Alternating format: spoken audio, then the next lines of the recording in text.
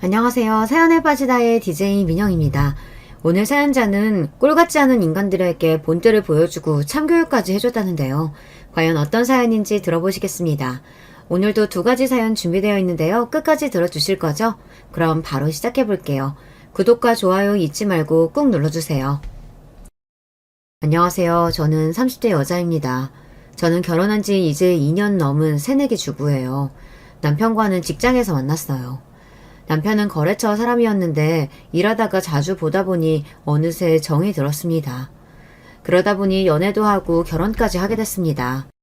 연애할 때 보았던 남편은 저에게 항상 다정하고 주변 사람들 잘 챙기는 좋은 사람이었거든요. 특히나 남편은 후배들을 그렇게 잘 챙겼어요. 직장 생활 하다 보면 상사에게 아부하며 잘하는 사람들은 많이 봤어도 후배들까지 잘 챙기는 사람들은 흔치 않았는데 남편은 그런 흔하지 않은 사람 중 하나였습니다. 하나를 보면 열을 안다고 일도 잘해서 회사에서도 인정받고 아래 사람들에게도 잘하는 모습을 보니 저도 당연히 남편을 좋은 사람이라고 믿었어요. 그런데 제가 뭘 몰라도 너무 몰랐습니다. 사람을 겉으로 보이는 모습만 봐서는 안 되는 거였는데 제가 남편을 홀딱 믿어버렸어요. 막상 결혼하겠다고 약속을 하고 준비를 하다 보니 실상은 조금 다르더군요. 같이 직장 생활을 하면서 보낸 시간과 연애 시간을 합치면 6년이 넘어요. 그 시간 동안 제가 봐온 남편은 자기 관리도 확실하고 멀끔한 사람입니다. 일주일에 5일 헬스장에 가서 운동하고 주말에는 요가도 다녀요. 거기다가 여행도 좋아하고 골프도 좋아해서 하루도 집에서 가만히 보내는 날이 없었습니다. 반면 저는 시간이 생기면 항상 집에서 누워서 쉬기만 하는 사람이었는데요. 남편과 연애하면서 저는 많은 경험을 했어요. 심지어 뭔가 새로운 걸 할 때마다 모든 비용을 남편이 내줬습니다. 제가 괜찮다고 하는데도 남편은 제가 돈 쓰는 걸 보지 못했어요. 그래서 항상 결제할 때마다 실랑이를 벌여야 했습니다. 데이트할 때마다 남편이 모든 비용을 부담하려고 하길래 사실 저는 부담됐었어요. 계산할 때마다 실랭이를 벌이는 게 싫어서 저는 남편이 자리만 비우면 먼저 계산하느라 바빴습니다. 좋게 그러지 말라고 몇 번이나 말을 해도 남편은 그럴 수 없다는 식이더라고요. 남자가 데이트 비용도 못 낼 정도면 여자 만나지 말아야지. 그럴 때마다 저는 80년대도 아니고 21세기에 도대체 무슨 소리를 하는 거냐고 했어요. 그런데도 남편은 제가 지갑 여는 꼴을 못 봤습니다. 다른 면에서는 그렇지 않은데 그럴 때면 사람이 고지식하게 보이더라고요. 제가 이런 소리를 하면 주변에서 다들 남자가 여자 돈 못 쓰게 하는 게 뭐가 문제냐고 해요. 안 쓰는 것보다 훨씬 낫다고요. 하지만 제가 걱정하는 건 다른 거예요. 저나 남편이나 둘 다 월급쟁이다 보니 서로 얼마나 버는지 뻔히 아는데 남편이 생활하는 거 보면 보통 사람들보다 소비가 좀 큰 것 같더라고요. 남편과는 처음 만났을 때부터 결혼을 생각하고 있었기에 그런 부분이 신경 쓰이지 않을 수가 없었습니다. 그런데 연애 기간이 길어지면서 알게 된 남편한테는 다 미는 구석이 있었더라고요. 이야기를 나누다 보니 남편의 집이 경제적으로 좀 여유가 있는 것 같았어요. 부모님 이야기가 나올 때마다 하는 말이 본인 부모님은 경제적으로 여유가 있다는 말을 자주 하더라고요. 이 사람이 그래서 항상 여유롭게 생활을 하는구나 싶었습니다. 은연중에 남편에게 들은 게 분명 시부모님께서 건물도 가지고 있고 땅도 있다고 했어요. 저와 결혼 이야기가 나오기 시작하자 남편은 시댁의 경제적인 상황에 대해 더 구체적으로 이야기하기 시작했습니다. 우리 아버지가 할아버지한테 물려받은 땅이 많아서 나 결혼하고 나면 원하는 동네에 아파트도 사준다고 했어. 자기 결혼하면 어느 동네 살고 싶어? 말만 해. 내가 다 아버지한테 말해서 사달라고 할게. 아유, 서울의 아파트 가격이 얼만데 그걸 사달라고 해. 우리 부모님도 꽉 막힌 분들 아니라서 결혼할 때 무조건 남자가 집 해야 하는 거라고 생각하시지 않아. 이야기하면 우리 부모님도 집 구하는데 좀 보태주실 거야. 남편의 집안에 돈이 좀 있다고 해서 그것만 보고 결혼을 결정한 건 아니었지만 그래도 없는 것보다야 있는 게 당연히 나으니 한편으로는 안심됐습니다. 사실 남편이 지지리도 없는 집안 아들이었다면 아무리 사랑했어도 결혼까지 생각하지는 않았을 거예요. 친정아버지께서도 반대하셨을 거고요. 제가 어릴 때부터 친정아버지께 귀에 못이 박힐 정도로 들은 이야기가 없는 집에 시집갈 바에야 차라리 시집가지 말고 평생 아빠랑 같이 살자는 말이었어요. 그 정도로 경제적으로 여유가 없는 집안이면 결혼을 안 하는 게 더 낫다는 말이셨죠. 저도 그 말에 동의했습니다. 결혼해서 지질이 궁상으로 고생하면서 살 바에야 평생 아버지랑 사는 게 더 낫다고 여겼어요. 속물같이 들릴 수도 있겠지만 그래도 남편이랑 결혼해서 살면 평생 돈 걱정은 하지 않고 살겠다 싶어서 결혼을 결정한 이유도 커요. 물론 그 전에 남편을 좋아하기도 했고요. 연애할 때 남편에게 들은 이야기가 많다 보니 저는 결혼하면 당연히 시댁에서 아파트는 사주시는 줄 알았어요. 그런데 결혼 이야기가 나오고 본격적으로 결혼 준비를 시작하게 되자 모든 결혼 준비 사항이 남편이 했던 이야기와 다르게 흘러가더군요. 결혼 날짜가 나와서 슬슬 집 이야기를 해야 하는데 시부모님 누구도 말을 안 하시더라고요. 그래서 제가 남편에게 먼저 물었습니다. 이제 결혼 날짜도 정해졌는데 슬슬 집이랑 혼수도 준비해야 할 것 같은데 부모님이랑 상의했어? 신혼집 위치는 아무래도 회사 근처가 좋겠지? 그 전에 남편과 나눈 이야기들이 있으니 저는 남편이 당연히 시부모님과 이야기가 다 끝난 줄 알았어요. 그런데 남편이 하는 말이 기가 막히더군요. 그게 참, 내가 이야기하려고 했는데 아버지께서 자기를 너무 예쁘게 보셨는지 결혼하고 1년만 아버지 건물에 들어와서 살았으면 하시더라고요. 저는 남편의 말에 적잖이 놀랐습니다. 연애할 때 남편이 한 이야기가 있다 보니 남편과의 결혼을 생각하면 당연히 서울에 아파트를 구해주실 줄 알았지 시부모님이랑 같은 건물에 살게 될 거라고는 생각도 안 해봤습니다. 자기 부모님 건물이면 내가 다니는 직장에서 너무 멀기도 하고 더군다나 시부모님이랑 한 건물에 살면 내가 불편할 것도 많을 것 같은데 나 그런 건 한 번도 생각 안 해봤어. 저는 괜히 속물 같아 보일까봐 아파트 이야기는 꺼내지도 못하고 남편에게 조심스럽게 제 의사를 표현했습니다. 시부모님께서 건물이 있다는 이야기는 들었지만 내가 거기 들어가서 살 거라고는 생각도 못 해봤다고요. 거기다가 솔직한 심정으로는 아파트도 아파트지만 시부모님이랑 한 건물에 사는 게 더 싫었어요. 아직 시부모님이 어떤 분인 줄은 모르지만 매일매일 시부모님과 마주해야 한다는 게 저에게는 부담이었습니다. 남편이 저에게 말은 안 하지만 혹시 돈 문제 때문인가 싶어 저는 한 번 더 제 의견을 말했어요. 이제 정말 몇 달 후면 부부가 될 사이인데 속물 같아 보여도 할 이야기는 해야 할 것 같아서요. 혹시 지금 아버님 상황이 당장 아파트 사주시기 힘들어서 그런 거면 나는 작은 집도 괜찮아. 아니면 우리 부모님도 결혼 준비하는데 도와주실 수 있다고 하시니까 내가 말씀드리면 집 구하는데 반은 보탤 수 있을 거야. 저는 시부모님과 한 건물에 사는 건 죽기보다 싫어서 어떻게든 따로 살 방법을 모색했습니다. 저는 무남 동료 외동딸이에요. 어머니께서 제가 고등학교 때 돌아가셔서 아버지와 둘이 살고 있었습니다. 어머니께서 갑작스레 불치병에 걸려 1년 동안 병원에서 고생만 하시다 돌아가셨어요. 그러다 보니 아버지께서 저를 금이야 오기야 키워주셨습니다. 어머니께서 1년 동안 병원에서 고생하시는 동안 아버지께서 어머니 병간호를 하셨는데요. 당시에 저를 안쓰럽게 생각하신 이모와 이모부가 저를 데려다가 보살펴 주셨어요. 이미 그때 저는 고등학생이라 혼자 있을 수 있었는데 이모는 혹시나 제가 혼자 외롭고 힘들어할까봐 걱정되셔서 저를 데려다 챙겨주셨죠. 그때부터 저와 또래인 사촌동생들과 친자매처럼 지냈습니다. 덕분에 어머니께서 갑자기 떠나셨을 때도 이모와 동생들은 저에게 큰 힘이 되어주었어요. 그래서 어머니가 돌아가신 지금까지도 아버지와 저는 이모, 이모부 그리고 동생들과 한 가족처럼 지내고 있습니다. 아버지는 사춘기 시절 어머니를 잃은 제가 안쓰럽다는 이유로 뭐든 제가 원하는 대로 해주셨어요. 그래서 제가 결혼할 사람이 생겼다고 했을 때 더 걱정하셨습니다. 뭐든 아버지 도움이 필요한 일이 있으면 말만 하라고 하셨습니다. 아버지는 아무리 시댁에 경제적인 여유가 있다고 해도 제가 시댁 건물에 들어가서 신혼을 보내기를 원하지 않으실 거예요. 그럴 바에는 집을 아예 사주겠다고 하실지도 모릅니다. 사실 친정아버지께서 제 앞으로 사둔 오피스텔이 하나 있어요. 제가 다니던 대학 근처인데 제가 대학 때 등하교하기 힘들다고 했더니 아버지께서 학교 근처에 사주신 거예요. 대학 졸업하면서 혼자 사는 게 외로워서 다시 친정으로 들어오게 되면서 오피스텔은 월세를 준 상태였습니다. 아마 제가 지금 당장 돈이 필요하다고 하면 아버지는 분명히 그 오피스텔을 팔려고 하실 거예요. 팔아서 그 돈은 알아서 쓰라고 하실 겁니다. 제가 사정이 안 되는 것도 아닌데 시댁에 들어가 사는 건 너무 싫었습니다. 그런데 남편 생각은 저와 달랐어요. 에이, 세상에 그런 게 어딨어. 집은 남자가 당연히 준비하는 거지.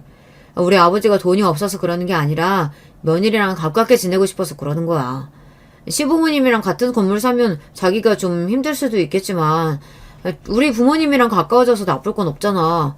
자기가 잘만 하면 나중에 땅도 자기 이름으로 물려주실걸?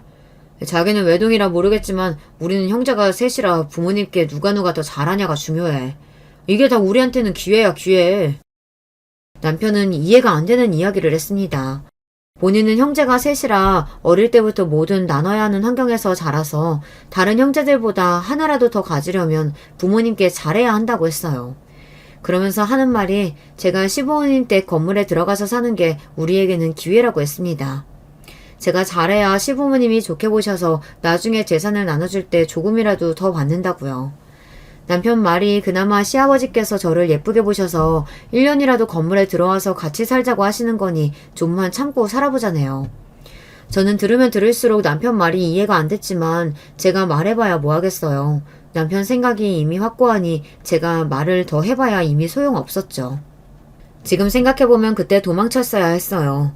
그때부터 제 고생분이 활짝 열렸거든요. 결혼 전에야 콩깍지가 꼈을 테니 무슨 소리를 해도 남편 말이 맞는다고 생각했어요. 그래서 남편 말대로 하기로 했습니다. 남편 말대로 시부모님께서 제가 예뻐서 같이 살고 싶으신 거라는데 좋은 방향으로 생각하기로 했어요. 시부모님이랑 한 집에 사는 것도 아니고 같은 건물에 사는 건데 그 정도로 불편해봐야 얼마나 불편할까 싶어서요. 그런데 아니더군요. 제가 잘못 생각해도 한참을 잘못 생각했습니다. 처음 시댁에 갔을 때도 사실 깜짝 놀랐어요. 남편이 말하기로는 시부모님 건물이 크다고 했어요. 그래서 저는 흔히들 말하는 상가 건물 정도 되는 줄 알았어요. 적어도 4층, 5층 건물은 되는 줄 알았죠. 그런데 막상 가서 보니 건물이 무지하게 오래되기도 했고 원룸, 고시촌 그 정도의 허름한 건물이나 다름없더라고요. 3층 건물이었는데 시부모님이 사시는 3층만 그나마 좀 크고 아랫방은 작은 방 하나에 거실 작게 하나 있더라고요. 빌라라고 하기도 민망한 원룸 정도였죠. 제가 대학 다닐 때 살던 오피스텔보다도 훨씬 작았습니다. 아무리 시부모님 건물이라도 그렇지 둘이 살기에도 작아도 너무 작았어요. 제가 생각한 신혼집과는 거리가 너무 멀다 보니 저도 모르게 남편에게 투정을 좀 부렸습니다. 아무리 1년만 산다고 해도 그렇지 집이 작아도 너무 작은 것 같아. 내 짐도 다 안 들어갈 것 같은데? 방도 내 옷방보다 작고 이럴 바엔 그냥 내 오피스텔 들어가서 사는 게 낫겠어. 사실 친정에 있는 제 집만 다 해도 방 2개는 필요해요. 제가 외동이다 보니 친정에서 방을 2개를 쓰고 있거든요. 시부모님 댁에서 신혼집으로 쓰라고 한 집의 안방이 제 옷방보다 작아요. 아무리 1년이라도 도대체 그런 집에서 어떻게 살라는 건지 이해가 안 됐습니다. 그런 와중에 남편은 태평한 소리만 해댔어요. 딱 1년만 사는 건데 뭘 그래. 우선 자기 집은 반만 가져오고 나머지는 처가에 두자. 나머지는 나중에 분가할 때 가지고 오면 되지. 우리 진짜 이 방법밖에 없는 거야? 그냥 우리 친정에 이야기해서 전세부터 시작하는 건 어때? 몇 년만 우리 둘이 모으면 금방 집 살 수 있을 거야. 자기가 우리 아버지 몰라서 그래. 아버지가 한번 뱉은 말 안 들으면 그때부터는 우리 집에서 얄짤 없어. 아무리 생각해봐도 저나 남편이나 둘 다 너무 불편할 것 같은데 남편은 자꾸만 생각도 안 해보고 무조건 그 집에서 살아야 하는 것처럼 말하니 서운해도 너무 서운하더군요. 저도 그 집에서 살겠다고 이미 말은 했지만 좁아터진 집을 볼 때마다 마음이 답답했어요. 그래서 어떻게든 확실히 하고 싶었습니다. 1년 후에 분가하는 건 확실하지? 그리고 분가할 때 아버님께서 집도 사주시는 거고. 집에 가보기 전까지는 그래도 시부모님 건물에 들어가 사는데 긍정적이었는데 막상 시부모님 건물에 직접 가보고 나니 마음이 편치 않았습니다. 물론 남편이 건물이라고만 했지 저에게 구체적으로 얼마짜리 건물이고 몇 층짜리인지 말한 건 아니었지만 분명 이런 낡아빠진 건물이라고는 안 했어요. 실상을 제 두 눈으로 보고 나니 앞으로 남편에게는 확실한 약속을 받아두지 않으면 안 될 것 같았습니다. 그럼 당연하지. 1년 있다가 나올 땐 내가 아버지한테 무조건 30평대 아파트 사달라고 할 거야. 자기는 걱정하지 마. 너무도 자신있게 말하길래 저는 남편 말만 철석같이 믿었습니다. 그래서 힘들어도 서울에 아파트 받아 나올 생각에 1년을 악착같이 버텼습니다.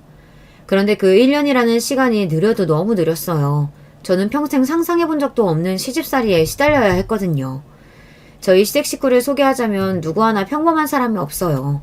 당신 말이 곧 법이라고 생각하시는 시아버지와 그런 시아버지에게 꼼짝도 못하시면서 며느리인 저에게만 징징거리며 큰소리치시는 시어머니, 거기다가 얼마 전 이혼하고 다시 시댁으로 돌아온 시누이와 아직 미혼인 시동생이 있습니다. 그들 중 누구 하나 저와 맞는 사람이 없었어요. 남편이 시아버지의 말이라면 절대 거역할 수가 없을 만한 게 시아버지 성격이 보통이 아니시더라고요. 결혼 전에는 몰랐어요. 그냥 시원시원하고 호탕하신 분인 줄만 알았는데 겪어보니 그게 다가 아니더군요. 당신이 하신 말에 조금이라도 반개를 들면 집안 전체가 난리가 났어요. 한 번은 그런 적이 있습니다. 결혼하고 첫 번째 제 생일 때였어요. 생일 당일은 출근해야 해서 그 전주에 친정에 다녀올 생각이었습니다. 확실히 시댁이랑 한 건물에 살다 보니 아무데나 친정에 들락거리기가 어렵더라고요. 그래서 생일 핑계로 오랜만에 친정에 다녀올 생각이었습니다. 친정아버지랑 밥도 먹고 이모랑 사촌동생들이랑 하루 종일 같이 놀면서 자고 올 생각이었어요. 그런데 시아버지께서 마음대로 그 주에 호텔을 예약하셨더라고요. 일절 상의 한마디 없이 이틀 전에 통보하셨습니다. 제 생일 기념해서 시댁 식구들이랑 다 같이 하루 호텔에서 쉬다 오자고요. 이 호텔 뷔페 예약하기 얼마나 힘든 줄 알지? 내가 우리 며느리 생일이라 엄청 신경 썼어. 저를 위한 시아버지의 마음은 이해하지만 이미 친정에 가겠다고 이야기를 한 상태라 저는 곤란했습니다. 이모랑 사촌동생들까지 친정으로 초대한 상태라 취소할 수는 없었어요. 그래서 저는 시아버지께 조심스럽게 말씀드렸습니다. 아버님 어떡하죠? 제가 주말에 친정에 하루 있다 올 생각이라 이미 친정에 말씀을 드렸는데. 에이, 첫 번째 생일은 당연히 시댁에서 보내야지. 너희 시아버지가 신경 써서 일부러 예약한 건데 친정에는 다음에 간다고 말씀드려. 제 말에 시아버지의 얼굴이 차갑게 굳어버리자 금세 당황한 얼굴의 시어머니가 제게 다가와 친정에 말씀드리라고 하셨습니다. 그렇게까지 말씀하시니 저는 더 곤란했어요. 제가 형제가 없다 보니 사촌 동생들이랑 사이가 좋아요. 어릴 때부터 형제처럼 자랐으니까요. 결혼 전에는 일주일에 한 번은 꼭 보는 사이였는데 제가 결혼하고 나서는 몇 달 동안 못 봤고 그렇다 보니 저도 너무 보고 싶어서 어렵게 약속을 잡은 거였어요. 조카들도 오기로 해서 저는 호텔보다 친정에 더 가고 싶었습니다. 명색이 제 생일인데 저는 제가 하고 싶은 대로 하고 싶었어요. 아, 그게 이미 몇 주 전부터 동생들이랑 조카들도 다 오기로 한 거라 취소하기가 어려워요. 저는 여러모로 곤란해서 말을 중얼거리며 얼버무렸습니다. 그때가 이미 주말이 이틀밖에 안 남았을 때였거든요. 호텔을 예약하실 생각이었으면 미리 말씀을 해주셨으면 좋았을 텐데 바로 며칠 앞두고 그러시니 저도 당황스럽더군요. 그런데 그 와중에 옆에 있던 시누이가 거들었습니다. 올케한테 동생이 어딨어? 올케 외동 아니야? 어릴 때부터 사촌동생이랑 같이 지내서 형제처럼 지냈어요. 웬만한 자매들보다 사이가 더 좋아요. 아, 그래? 난 여동생이 없어서 그런가. 동생들이랑 집에서 보는 것도 귀찮던데. 결혼하고 나서도 따로 만나서 할 얘기가 있나 보네. 신기하다. 네, 저희는 사이가 좋아서요. 시누이의 비아냥거리는 말투도 듣기 싫어 죽겠는데 그 와중에 더 황당한 건 남편의 태도였어요. 자기야, 무료 신라 호텔인데 당연히 호텔로 가야지. 우리 그냥 장인어른께는 다음 주에 간다고 말씀드리자. 남편이야 제 생일이니 이왕이면 좋은 곳에서 보내는 게 좋을 거라고 하는 소리라지만 저는 어쩐지 마음이 내키지 않았습니다. 그런데 그런 제 마음이 얼굴에 드러났나 봐요. 그때까지 가만히 계시던 시아버지께서 갑자기 버럭 화를 내셨습니다. 됐다 됐어. 이 시애비 성의보다 친정이 더 좋다는데 내가 뭐라고 하냐. 호텔은 그냥 취소하지 뭐. 어머 새아가 너 뭐하니? 너 시아버지 화나셨잖아.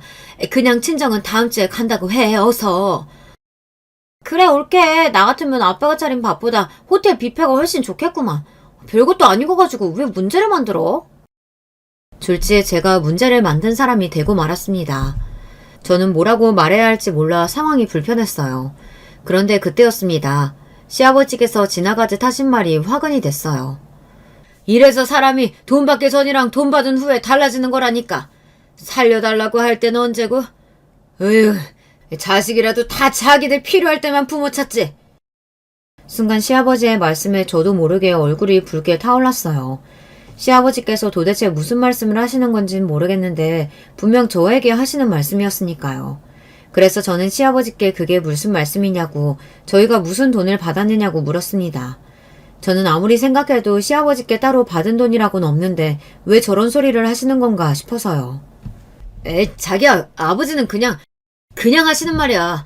아버지, 우리 주말에 호텔 갈 거예요. 그러니까 취소하지 마세요. 그치, 자기야? 남편의 태도는 분명 어색하고 이상했습니다. 시아버지의 눈치를 슬슬 보며 저에게 뭔가 숨기는 게 있는 것 같았어요. 저는 이대로 그냥 넘어가면 안 될 것 같아 남편의 팔을 붙잡고 물었습니다. 이게 무슨 말이야? 설마 자기 나 모르게 아버님께 뭐 받은 거 있어? 그래서 아버님께서 저런 얘기 하시는 거야? 돈을 받았건 안 받았건 저는 모르겠습니다. 그런데 제가 왜 시아버지에게 저런 소리까지 들어야 하는 건지 분명히 알아야 할 것 같아서요. 대충 넘어가려는 남편을 붙잡았습니다. 남편은 제 말에 눈도 제대로 마주치지 못하고 자꾸만 말을 웅얼거렸습니다. 그때였어요. 제가 남편을 몰아붙이니 시아버지께서 대뜸 또 언성을 높였습니다. 몰라서 물어? 윤석이 이 자식이 새아기를 너 만나는 동안 카드빚을 얼마나 졌는지 신용불량자까지 되게 생겨서 내가 이번에 싹 다 갚아줬다. 내가 이미 지난 일이니 말은 안 하려고 했는데 너는 나이도 먹을 만큼 먹었다는 애가 도대체 어떻게 하고 다녔으면 남자 카드빚을 지게 해? 그러다 내 아들 신용불량자라도 됐으면 어쩔 뻔했냐? 어안이 벙벙하다라는 말이 이런 순간을 두고 하는 말이더군요. 저는 누군가 저 모르게 뒤에서 제 뒤통수를 세게 한 대 친 줄 알았어요. 그 정도로 어이가 없고 기가 막혔습니다. 알고 보니 남편이 저를 만나는 동안 저에게 썼던 데이트 비용이나 후배들에게 썼던 돈을 다 카드로 긁고 계속 돌려막기를 했었나 봐요. 해결이 안 될 것 같으면 미리 저에게 말을 하든지 아니면 가족들에게라도 부탁을 하든지 했어야 하는데 본인이 혼자 해결해 보려다가 결국은 카드 정지까지 먹고 빚만 잔뜩 떠안게 된 거죠. 그걸 결혼하기 직전에 시어머니께 이야기를 한 거예요. 좀 도와달라고요. 안 그러면 신용불량자가 되게 생겼다고요. 엄마, 나 어떡해. 아버지한테 이야기해서 나 좀 도와줘요. 나 이러다 신용불량자 되게 생겼어. 그러게 카드 좀 작작 쓰라니까. 버는 것도 변변치 않으면서 무턱대고 카드만 긁어내면 어떡해. 전에도 엄마가 해결해준 지 얼마나 됐다고 이래. 남편 씀씀이가 해픈 게 하루 이틀 일이 아닌가 보더군요. 저를 만나기 훨씬 전부터 계획 없이 돈을 쓰고 다녀서 시아버지 모르게 시어머니가 도와준 게 한두 번이 아니었나 보더라고요. 그런데 이번엔 빚이 커도 너무 커서 시어머니 선에서 해결이 안 되니 시아버지에게까지 시어머니가 이야기를 한 거죠. 그런데 문제는 카드값 이야기하면서 제 핑계를 댄 겁니다. 저를 만나면서 쓴 데이트 비용과 결혼 준비하면서 쓴 비용이 많아서 그랬다고요. 그랬으니 시아버지는 저도 남편과 똑같이 정신이 나간 애로 알고 계셨던 것 같아요. 월급쟁이라는 놈들이 돈을 어떻게 썼으면 카드 3장이 다 막혀? 너 제정신이야? 이제 조금 있으면 장가 간다는 놈이 이렇게 살면 어떡해? 한심하다. 정말 한심해. 내가 그렇게라도 돈 쓰고 했으니까 장가도 가는 거지. 요즘 세상에 그 정도 돈도 안 쓰고 어떻게 여자랑 결혼을 해요. 그러니까 네 말은 카드값이 7천이 넘던데 그걸 다 새아기한테 썼다는 거냐? 너나 새아기나 도대체 생각이 있는 거냐 없는 거냐? 너희 둘 다 아주 고생이라는 걸 모르고 살아서 철딱선이라고는 없구만. 안 되겠다. 너희 결혼이고 뭐고 정신 차릴 때까지 우리 빌라에 들어와서 살아. 들어와서 착실히 돈 모으는 거 보여주면 그때 내가 분가시켜주마. 남편은 저에게 표정 하나 안 바뀌고 거짓말을 했어요. 저에게는 시아버지가 제가 예뻐서 1년 집에 데리고 살고 싶다고 했다고 해놓고 진실은 그렇지 않았습니다. 본인이 저질러 놓은 카드값을 감당 못해 시아버지께서 다 갚아주시면서 조건을 거신 거더라고요. 그러니까 결국 저도 모르는 사이에 졸지에 저도 남편과 공범이 되어 있었던 거죠. 자그마치 카드값 7천만 원을 제가 남편과 다 같이 쓴 줄 아시는 거죠. 그래서 내가 신혼집도 안 해주고 이 집에 들어와 살라고 한 거지. 이제 좀 정신 차리고 사는 것 같길래 선물로 호텔 예약도 했더니만 곧 죽어도 친정 가겠다고 하는데 내가 뭐하러 말리냐? 너희는 그냥 너희 하고 싶은 대로 하고 살아라. 저는 억울해도 너무 억울했습니다.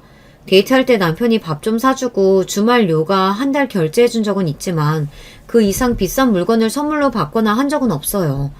도대체 이 인간이 카드값으로 어떻게 7천이나 썼나 생각해봤더니 머릿속에 떠오르는 게 있기는 하더군요. 항상 후배들을 만날 때마다 본인이 모든 걸 다 해줬어요. 술값, 밥값은 물론이고 후배가 이사한다고 하면 가전제품이고 가구를 사주는 것도 몇 번이나 봤어요. 남편이 다니는 헬스장이나 골프장에 갈 때도 항상 남편이 결제했습니다. 연애할 때부터 보면 그 정도가 심하다고 생각하긴 했었는데 카드값을 본인이 감당도 못 해나가면서 내놓은 줄은 꿈에도 몰랐어요. 아버님, 그 카드값 제가 쓴 거 아니에요. 윤석 씨 워낙 손이 커서 주변 사람들한테 퍼주느라 그런 거예요.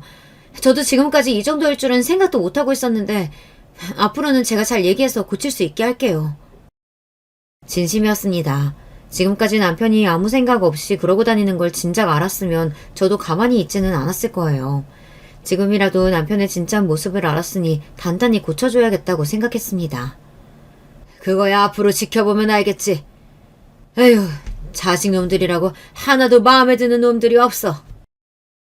시아버지는 그대로 문을 쾅 닫고 방에 들어가 버리셨습니다. 저는 이 모든 상황이 다 남편 때문인 것 같아 화가 나서 씩씩거리고 있는데 시어머니께서는 오히려 저를 쏘아보셨어요. 새아가, 너는 속이 시원하니? 네 남편 시아버지 앞에서 기 잔뜩 죽여놓으니까 속이 시원하냐고? 아니 아니라는 애가 지 남편 잘못도 감싸줄 줄 몰라 무슨. 너희 시아버지 심기는 네가 건드려놨으니까 네가 알아서 해결해. 저는 이런 상황에서도 저에게 모든 걸 떠넘기려고 하시는 시어머니의 태도가 너무 황당하고 어이가 없었습니다. 본인은 아무런 상관없이 구시는 것도 기가 막혔어요. 제가 뭘 잘못했다 그러세요. 윤석 씨가 카드빚 있는 건 저도 모르고 있었다고요. 그 와중에 어머니는 알고 계셨다는 거잖아요. 새아기, 너 되게 웃긴다. 그깟 카드값이 뭐가 됐으라고 그래? 그리고 그것도 너더러 갚으라고 했니? 너희 시아버지가 다 갚았잖아. 고마운 줄도 모르고 애가 양심이 없어. 암튼 너희 시아버지한테 호텔 가는 걸로 이야기할 테니까 너도 그런 줄 알고 알아서 정리해. 그리고 너, 내 아들 바가지 긁지 마. 내 아들한테 뭐라고 하면 나도 너 시집살이 잔뜩 시킬 거야. 시어머니는 유치해도 너무 유치했습니다. 본인 할 이야기만 하시더니 그대로 시아버지를 따라 방에 들어가셨어요. 세상에 뭐 이런 사람들이 다 있나 싶었습니다.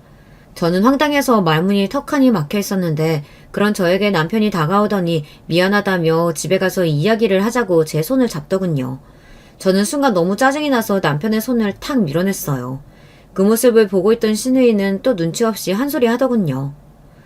으이구 호구 새끼, 너 또 여기저기 돈 내주면서 사람들하고 친하게 지냈지?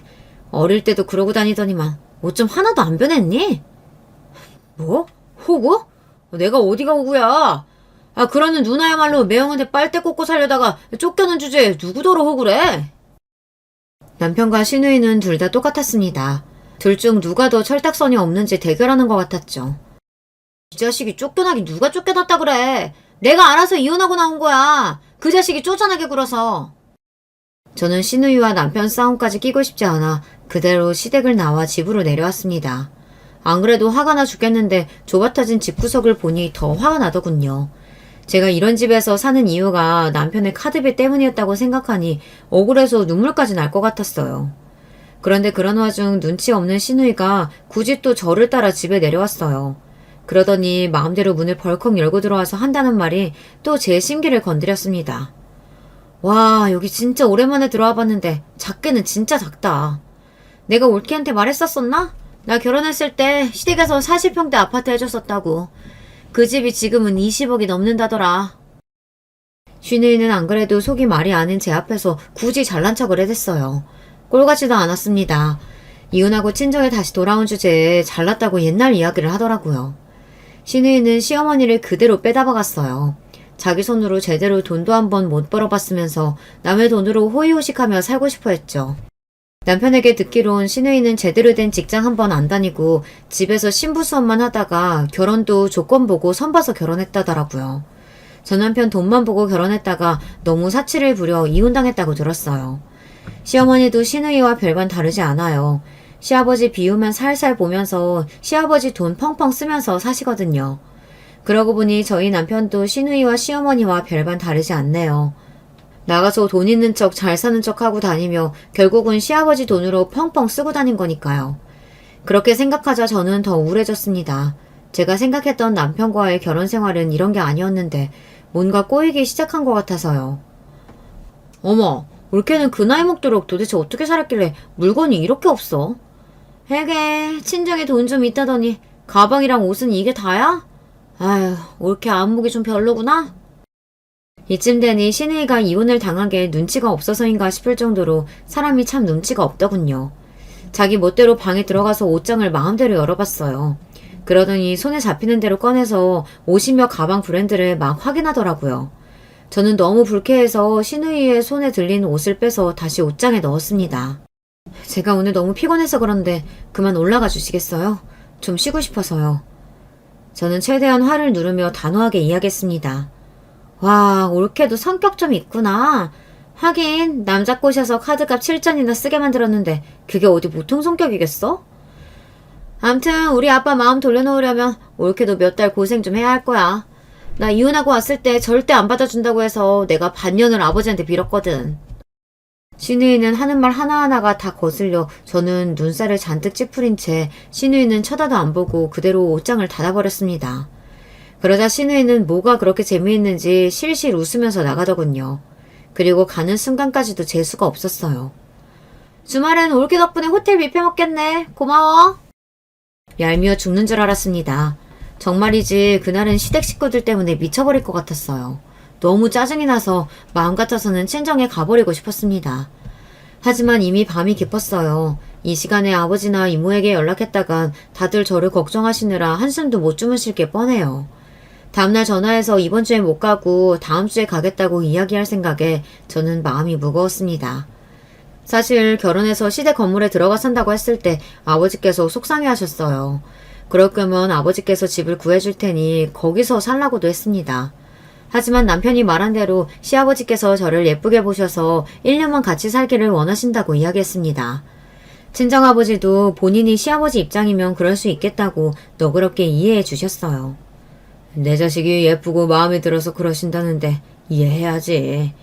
시부모님이랑 한 건물 살면 우리 딸이 힘들고 피곤한 일도 있겠지만 그럴 땐 언제든 아빠한테 와. 언제든지 아빠가 도와줄게.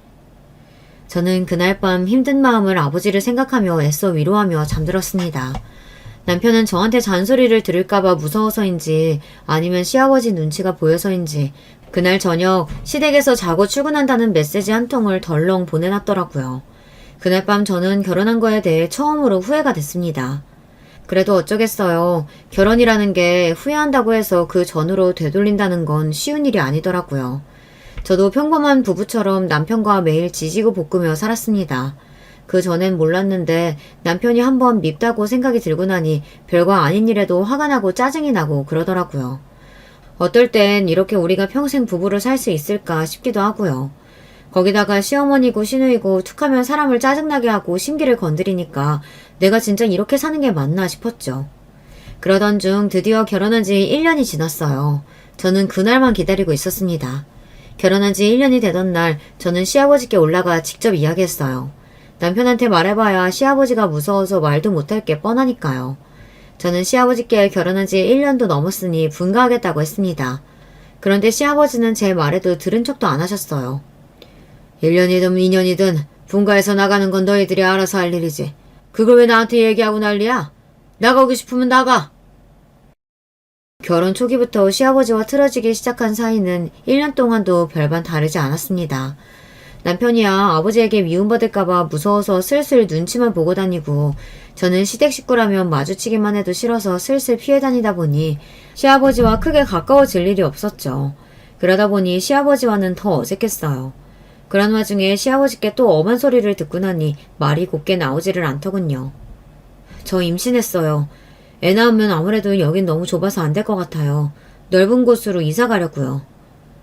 임신한 사실을 남편보다 시아버지에게 먼저 이야기하게 될 줄은 몰랐는데 상황이 생각지도 못한 방향으로 흘러가다 보니 저도 모르게 임신한 사실부터 덥석 이야기하고 말았습니다. 그런데 그때 시아버지의 반응이 남달랐어요. 임신? 아이고 잘했어. 우리 며느리가 임신이라니. 그치? 지금 사는 집 너무 좁지? 걱정 마라. 내가 우리 며느리 선물로 좋은 아파트 사줄 테니까. 걱정 마라. 아이고 장하다 장해. 제가 임신한 사실을 가족들이 알게 되면 축하해 주실 거라고 생각은 했었지만 시아버지는 제가 생각한 것보다 훨씬 더 좋아하셨어요. 심지어 남편이 말한 대로 시아버지는 저와 손주를 위해 서울의 아파트를 떡하니 사주셨습니다. 그 일로 남편은 신이 나서 그 전보다 저에게 더 잘했어요. 저와 우리 아기 덕분에 아파트가 생겼다고 얼마나 호들갑을 떨었는지 몰라요. 아이고, 복덩이, 복덩이. 내가 말했었지? 우리 아버지한테 예쁨 받으면 최소한 땅은 생긴다고. 근데 우리 자기가 홈런 쳐주는 바람에 서울에 30평대 아파트가 생겼네. 그래. 당신도 이제 아빠니까 전처럼 주변 사람들한테 돈 막 퍼쓰면서 철딱서니 없이 굴면 안 돼. 알았지? 남편 말대로 제 뱃속의 아기가 복덩이는 확실했습니다. 그 전까지는 남편과 제 사이도 대면대면 했었는데 아기가 생기고 나서는 저와 남편도 사이가 좋아졌어요. 남편이 허세가 좀 있고 철은 없어도 사람이 순하고 자상하기는 해요.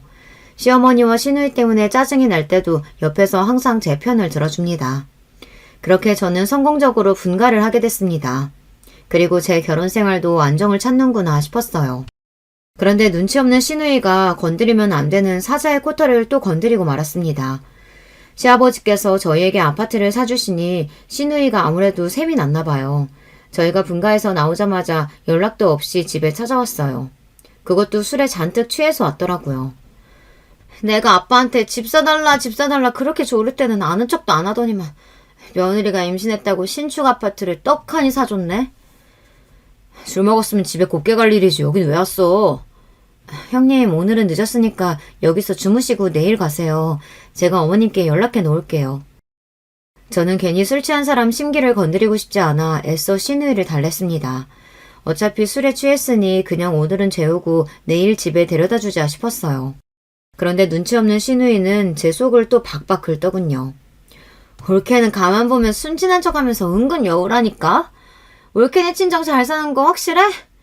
매일 나한테 분가할 거라고 노래 부를 때는 친정아버지가 대단하게 해주실 것처럼 굴더니만 결국은 임신한 거 가지고 그거 앞세워서 우리 아버지 돈으로 분가했네. 시누이는 분명 저 소리를 하려고 일부러 온 겁니다. 전부터 시누이가 제 속을 긁을 때마다 화가 나서 남편한테 제가 시누이 때문에라도 무조건 분가할 거라고 이야기하기는 했어요. 아마 남편도 시누이랑 싸울 때 티격태격하면서 그 소리를 했나 보더라고요. 이 누나가 뚫린 입이라고 아무 말이나 해도 되는 줄 아나. 술 취했으면 그냥 곱게 잠이나 자. 자기야 피곤한데 먼저 들어가.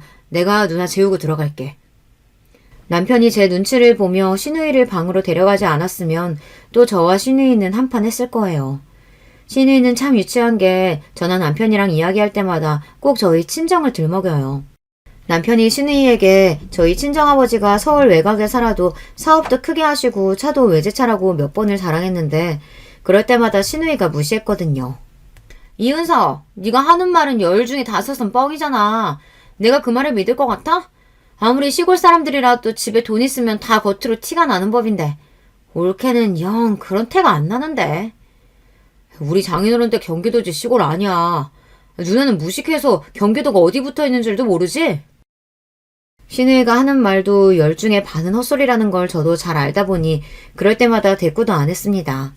이미 한 건물에서 1년을 살면서 시누이가 얼마나 개념이 없는지 정도는 충분히 알고 있었으니까요. 특히나 술만 먹으면 제가 있든 남편이 있든 할 말 못할 말 더 구분하지 못하고 아무 말이나 하기에 저는 시누이 말에 일절 대꾸도 안 했습니다. 그러던 어느 날이었어요. 결혼생활 내내 골마있던 문제가 결국은 터지고 말았습니다. 그날은 우리 집 집들이였습니다. 원래는 시댁 식구 따로 친정 식구 따로 집들이를 할 생각이었는데 시아버지께서 이제 곧 아이도 태어나니 다 같이 모여 축하하자고 친정 식구들까지 초대하라고 하셨습니다. 그래서 친정아버지랑 이모랑 동생들까지 모두 다 불렀어요. 사실 시댁 식구들이랑 친정 식구들이 다 같이 모인다는 게 내키진 않았지만 시아버지께서 직접 말씀하시니 거절할 수가 없었죠. 시아버지는 심지어 집으로 출장 뷔페까지 불러주셨어요. 이렇게 좋은 집까지 애들한테 선물해 주시고 사돈 정말 멋지십니다. 우리 며느리가 금쪽 같은 손주 낳아준다는데 이깟집이 됐습니까? 며느라, 첫째 낳고 둘째도 낳아주면 내가 그때는 우리 사돈차보다 좋은 차로 차 뽑아주마. 아이고 사돈, 손이 정말 크십니다. 우리 딸 너무 좋겠다. 아버지 같으면 곧바로 둘째 낳겠어. 정말이죠 아버지? 여보, 우리 둘째는 선택이 아니라 무조건 필수로 낳아야겠는데?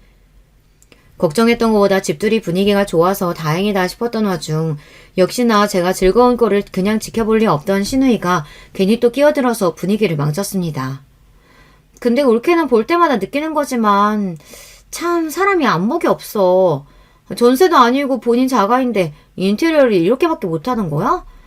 하긴 이런 건 원래 어릴 때부터 배워야 느는 건데 누구한테 배우지를 못하고 컸으니 영 센스가 없는 거겠지. 신우이는 가만 보면 눈치만 없는 게 아니라 생각도 아예 없는 것 같아요. 시댁 식구들만 있는 자리도 아니고 친정 식구들까지 있는데 선을 지킬 줄을 모르더라고요. 누나, 오빤 궁금하다 그랬었지? 이리 와, 내가 오빤 구경시켜줄게. 제 미간이 구겨지자 눈치를 보던 남편이 벌떡 일어나 신우이를 데리고 옷방으로 들어갔습니다. 아이고, 제 딸이 워낙 솔직한 성격이라 저렇게 말을 가려서 할 줄을 몰라요. 저래도 나쁜 애는 아니니까 너무 미워하지 마세요. 시어머니는 꼴에 자기 딸이라고 편을 들었지만 친정 식구들 얼굴은 좋지 않았습니다. 솔직하긴 저게 무슨 솔직한 거야. 애가 모자라서 저러는 거지. 죄송합니다, 사돈. 제 딸이지만 애가 철이 없어도 너무 없어요. 이혼까지 하고 와서 저렇게 정신을 못 차리니 이 기회에 아예 쫓아내버릴까 싶습니다. 시아버지께서 바로 사과하시기는 했지만 아버지 얼굴은 여전히 좋지 않았습니다. 저는 너무 속상했어요. 아버지랑 이모 앞에서는 누구보다 행복한 모습을 보여주고 싶었는데 결국은 신우이가 또 사고를 쳤으니까요. 집들이가 끝나고 모두가 돌아가고 난 뒤 저는 무거운 몸을 간신히 일으켜 집안 정리를 했습니다. 시아버지께서 부른 뷔페 업체에서 청소까지 다 하긴 했지만 그래도 제가 해야 할 것들이 있었어요. 그런데 이상한 점이 하나 있었습니다. 없어진 물건이 하나 있었어요. 옷방에 있던 제 가방이 없어졌습니다. 명품이긴 하지만 비싼 물건은 아니에요. 하지만 저희 친정어머니의 유일한 유품입니다. 어머니께서 돌아가시기 직전까지 가지고 계시다가 저에게 주라고 아버지에게 남기고 간 가방이에요. 아무리 생각해도 제 가방을 가지고 갈 사람은 딱 한 사람밖에 없었어요. 바로 신우이입니다. 항상 저에게 안목이 있네 없네 뭐라고 하면서도 저희 집에 올 때마다 제 물건을 탐내고는 했어요. 전에 같은 건물에 살 때에는 말도 안 하고 제 옷이나 신발을 가지고 간 게 한두 번이 아니었습니다. 저는 다음날 바로 시댁에 갔어요.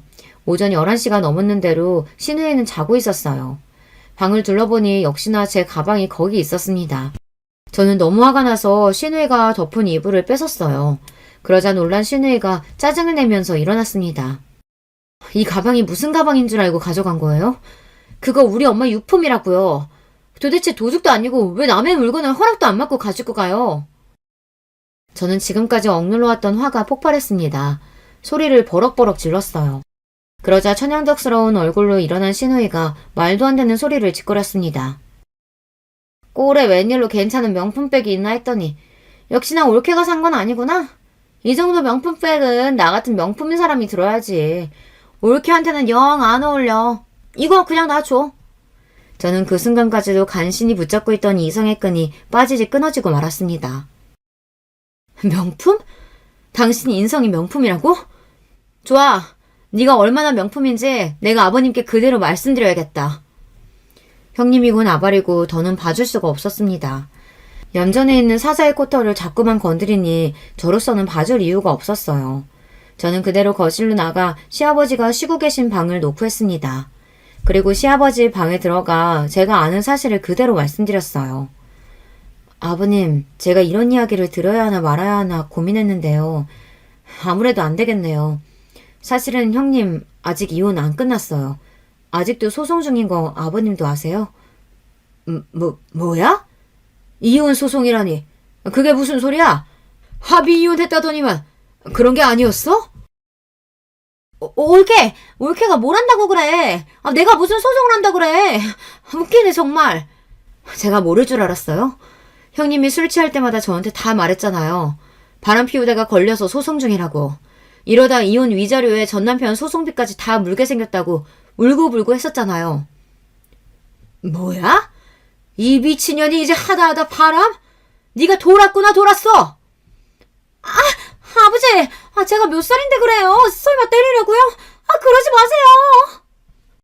그랬습니다. 신우이는 전혀 기억 못했지만 술에 취해서 우리 집에 올 때마다 같은 소리를 했어요. 신기하게 남편이 있을 때는 말을 안 했었는데 저만 있으면 전 남편 이야기를 쉽게 하더라고요. 아버지께서 이 사실을 알면 아마 자기 머리털을 다 뽑아버리고 집에서도 쫓아낼 거라고 비밀이라고 해서 저 나름대로 그 비밀을 2년째 지키고 있었습니다. 그런데 이제는 아니었어요. 제 재수없는 시누이의 비밀을 제가 뭐하러 숨겨주겠어요. 그날 이후 시아버지의 눈밖에 든 시누이는 집에서 쫓겨났습니다. 다른 건 몰라도 남편 두고 바람 피우는 딸녀는 절대 당신의 딸로 인정할 수 없다고 호적에서도 파버릴 거라고 하셨어요. 재판 결과가 나와서 위자료를 내게 되더라도 시누이 본인더러 알아서 하라고 엄포를 놓으셨습니다. 그리고 시아버지는 시누이를 대신해서 저에게 사과하셨어요. 당신이 자식을 잘못 키워서 저에게까지 피해를 줬다고요. 제가 형님을 용서하기 전까지 절대 시누이를 안 보겠다고까지 하셨어요. 남편 말로는 시누이가 일자리를 구했다고 하더라고요. 그것 또한 얄미웠습니다. 지금까지 시아버지한테 빌붙어서 아무것도 안 하고 먹고 살더니만 이제야 똥줄이 탔나 보더라고요. 그리고 종종 저에게도 시누이의 연락이 옵니다. 그때 일은 미안했다고 이야기하지만 저는 진심이라고 생각하지 않아요. 저는 아직 용서해줄 마음이 생기지 않아 연락도 받지 않고 있습니다. 지난 2년 동안 제 속을 들들 볶던 시누이 얼굴을 안 보고 사니 저도 너무 속이 시원하고 살만하더라고요. 그동안 저는 아이도 무사히 출산하고 육아에 빠져 있습니다. 조금 있으면 아이 100일이에요. 그래서 조금 고민이 됩니다. 그래도 제 아이의 고모이고 남편의 누나이니 이제 그만하고 제가 먼저 연락을 해야 할까요? 사실 저는 아직 모르겠습니다. 그런 일이 있었다고 해서 과연 형님이 변하셨을까 해서요. 여러분의 생각은 어떠세요? 아무리 미워도 가족이니 용서하고 받아줘야 할까요? 여러분의 의견 댓글로 남겨주시면 참고하도록 하겠습니다. 끝까지 제 이야기 들어주셔서 감사해요. 여러분의 가정에는 항상 좋은 일만 가득하시길 바랄게요. 안녕하세요. 저는 서울에 거주하는 40대 여자입니다. 얼마 전에 날씨 좋을 때 제 인생에서 큰 사건이 발생했어요. 오늘 제보할 사연도 바로 그때 일어난 일이랍니다. 한동안 그 사건의 후유증이 컸는데 지금은 괜찮아졌어요. 그래서 용기 내어 제보하려고 합니다. 저는 무려 4남매의 막내로 태어났고 언니 오빠들의 사랑을 많이 받고 자랐어요. 다만 한 가지, 친구들과 다른 점이 있다면 저는 엄마가 없었습니다. 듣기로는 저를 낳으면서 엄마가 돌아가셨다고 해요. 그래서 저는 엄마를 사진으로만 보고 자랐습니다. 큰언니가 저와 19살 차이가 나는 늦둥이라 언니가 저를 엄마처럼 키워주셨죠. 아빠는 그래서 엄마 없이 우리 4남매를 키우느라 고생을 매우 많이 하셨어요. 정말 말 그대로 안 해본 일이 없으셨죠. 제가 본 아빠는 시장에서 과일 배달도 하고 슈퍼도 하고 화물트럭도 운전하셨어요. 택배도 하고 경비일도 하셔서 동네에 모르는 분이 없으셨죠. 워낙 책임감이 크고 성격이 좋아 주민들하고 원만한 관계를 지냈습니다. 또 아빠는 굉장히 가정적인 분이셨어요. 아빠 왔다. 우리 강아지들 잘 있었어? 밥은 먹었어? 우리 막내 이리 와. 아빠가 과자 사왔어. 아빠 보고 싶었어. 언니들이랑 오빠랑 놀이터도 다녀오고 밥도 먹고 아이스크림도 먹었어. 아빠 오는 것만 기다리고 있었어. 자, 서영아. 아빠 오셨으니까 이제 자자. 내일 학교 가야지. 아빠가 힘들게 일하고 오면 저는 늘 늦게까지 잠도 안 자고 아빠를 기다렸어요. 이렇게 우리 가족은 넉넉하지는 않아도 매우 화목했어요. 제가 많이 늦둥이라 언니 오빠들이 많이 챙겨주었죠. 김서영, 너 엄마 없다며? 나는 엄마 있는데 너는 없지? 엄마 없대요. 없대요. 야, 너 뭐야? 뭔데 우리 서영이 놀려? 다시 한 번만 놀려봐. 그땐 가만히 안 있어. 알겠어? 네, 죄송합니다. 서영아, 미안. 다시는 엄마 없다고 안 놀릴게. 엄마가 없다고 친구들이 놀려도 저는 오빠가 알아서 막아주어 좋았어요. 그리고 큰언니가 결혼하며 우리 가족의 인생이 완전히 바뀌는 계기가 일어났어요. 언니의 결혼 자체는 문제가 되지 않았습니다. 큰형부는 원래 소꿉친구였고 집안끼리도 서로 아는 사이였거든요. 심지어 사돈 되시는 미정 아주머니는 어린 제가 안쓰럽다고 종종 집으로 불러 밥까지 먹이던 분이셨어요. 둘이 결혼한다고 했을 때 양가 반대는 전혀 없었습니다. 동네에서도 마치 마을 잔치처럼 결혼식을 기대했었죠. 문제가 되는 점은 바로 언니와 형부의 신혼집이 사기를 당했다는 점이에요.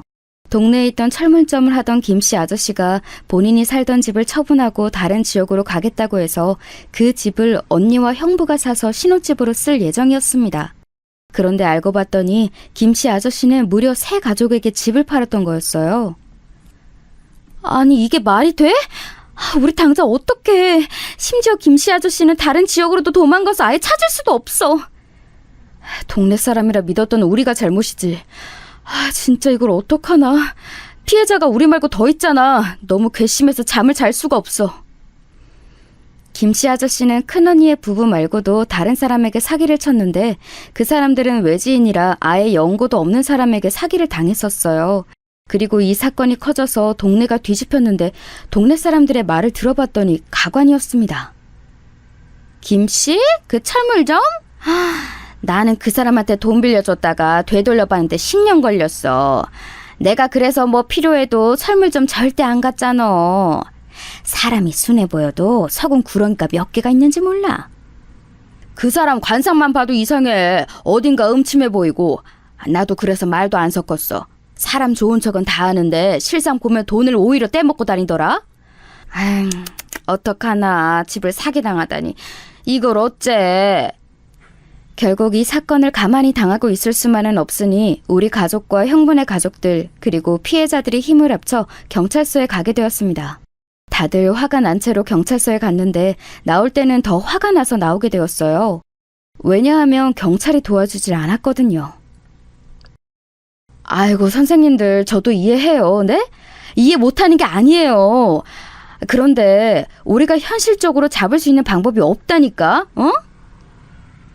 왜 없어요? 이 사람이 우리 말고도 온 동네 사람들 등쳐먹었는데 아니 잡을 수가 없으면 어떡하나. 우린 억울해서 어떡해.